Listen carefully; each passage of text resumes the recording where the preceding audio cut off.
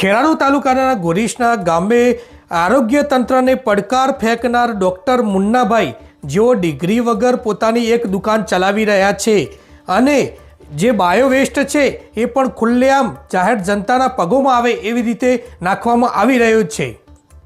સરકાર જનતાના આરોગ્યની સાચવણી માટે વિવિધ કાર્યક્રમો કરી જાગૃતિ લાવી રહી છે, તો બીજી બાજુ ખેરાલુ પાલિકા આરોગ્ય તંત્રને એક મુન્નાભાઈ ખુલ્લો પડકાર ફેંકી રહ્યા છે। વાત જાણે એમ છે કે ખેરાલુ તાલુકાના ગોરીશના ગામે બસ સ્ટેશનની બાજુમાં એક લાકડાના કેબિનમાં ખુલ્લેઆમ એક બોગસ તબીબ જનતાના આરોગ્ય સાથે ચેડા કરી પોતાની દુકાન ચલાવી રહ્યો છે। એક વિડીયોમાં ડોક્ટરની ગેરહાજરીમાં કમ્પાઉન્ડર દવા આપી રહ્યો છે। વધુ વિગતમાં ડોક્ટર પાસે કોઈ લાયસન્સ ના હોવાની વિગતો સામે આવી રહી છે। કમ્પાઉન્ડરે બંધ કેમેરાએ આપી છે આ વિગતો।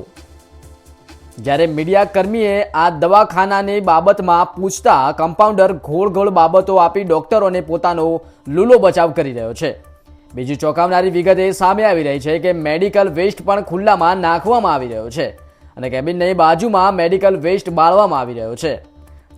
જનતાના આરોગ્ય સાથે ચેડા કરનાર આ ઈસમો પર ખેરાલુ આરોગ્ય વિભાગ અને જીપીસીબી દ્વારા કોઈ કાર્યવાહી કરવામાં આવશે ખરા? શું ખેરાલુ તાલુકા આરોગ્ય તંત્ર દ્વારા આ મુન્નાભાઈ વિરુદ્ધ કાયદેસરની કાર્યવાહી કરવામાં આવશે ખરી? જોતા રહો નિર્ભય માર્ગ ન્યૂઝ।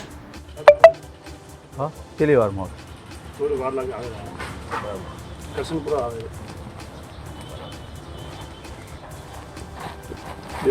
તમે હું સાયકલ કામ કરું કમ્પાઉન્ડર તરીકે કમ્પાઉન્ડર તરીકે કામ કર્યું છે। આપણે સાહેબનું કામ છે? હા, મને ખબર છે, બધું સાહેબને જ મળવું છે મારે। આવે આવે બે ટાઈમ બોલ હા ઓ આવે કિશોરે દાદા બે ચલા 20 મોબાઈલ આવે ડાકનો ફોન આપણે નંબર લઈ લે, ટેલિફોન ઉપર ચર્ચા કરીએ।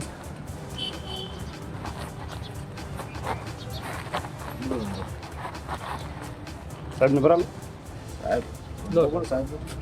નંબર લઈ લે। 57 નહીં 10 જ આપી હા 10 જ આપી દે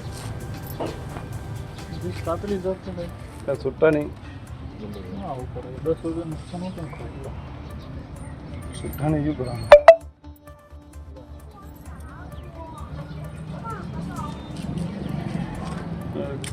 એક મિનિટ કાકો છે સાહેબ હું ધનેરા